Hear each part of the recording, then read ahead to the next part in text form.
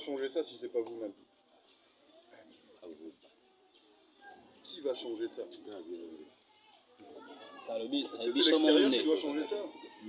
Est-ce que c'est les Mundélé ou les Chinois ou les Indiens ou les Libanais qui doivent changer la manière dont fonctionne la politique dans ce pays, hein? Et la manière dont vous-même vous fonctionnez tous ensemble par rapport à ça? Qui va changer ça? C'est pas ça, la réponse n'est pas claire, monsieur. Moi, je vous prends comme notre maître avocat parce que vous avez vécu l'expérience du milieu. C'est-à-dire les difficultés qui rongent le terroir, vous l'en avez dans votre clair. Alors, nous vous considérons comme notre maître avocat au niveau des institutions parce que si vous ne dites rien, nous risquons d'être comme dans des années passées. Les premiers à devoir dire quelque chose, c'est vous quand même, justement, ce que vous êtes en train de me dire à moi. C'est ça qu'il faut clamer haut et fort, justement dans les médias, etc., et devant les autorités, quoi, de montrer qu'il y a encore des besoins dans le milieu, qu'il y a encore des difficultés. Mais non, ici vous êtes devant la population, ici vous êtes devant les troupes, n'est-ce pas? Vous êtes brusquement comme ça nous dire, vous partez, mais nous ne sommes pas contents. Ah bah j'imagine bien. Est-ce qu'il y a des fois où vous êtes content? C'est rare quand même. Hein.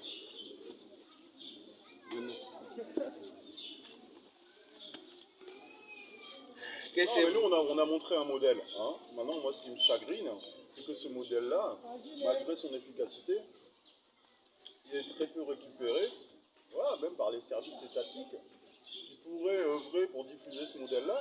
C'est pas quelque chose qui coûte cher.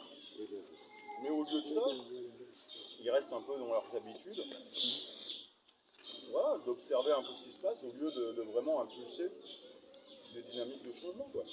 Mais moi, je pense on a fait ce qu'on pouvait faire. Maintenant, si on peut encore faire à l'avenir, on va le faire, il n'y a pas de problème. Je veux dire, même ce pays reçoit des financements incroyables de la part de toute la communauté internationale.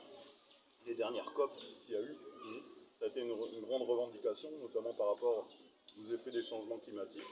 Il y a des accords qui ont été signés pour dire que, allez, maintenant les pays occidentaux, qui sont les premiers pollueurs, vont reverser des financements aux pays en développement, je ne sais pas comment on peut les appeler, qui subissent un peu plus ces effets-là. Donc en plus de tous les financements qu'il y a déjà depuis des années dans la coopération, il va y en avoir des supplémentaires par rapport aux effets du changement climatique. Donc ça très bien. Maintenant ces financements-là, ils vont arriver au niveau de vos autorités étatiques, quoi. Ils vont arriver au niveau de vos gouvernements. Donc c'est au gouvernement de prendre le relais pour réussir à dynamiser des activités qui ont montré leur efficacité. Notre agroforesterie, ça en fait partie. Et nous, on ne peut pas continuer à être les seuls à insister là-dessus. C'est-à-dire la coopération extérieure, on ne peut pas être la seule à continuer à faire ce genre d'activité. Ça ne suffira pas. Ça ne suffira pas si vos autorités, à vous, ici, nationales, provinciales, territoriales, n'emboîtent pas un peu le pas. Vous voyez ce que je veux dire?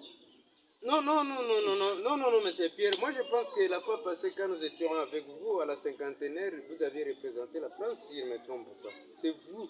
Bah, c'est vous qui avez dit ça. Moi, moi je sais que c'est vous qui avez représenté la France.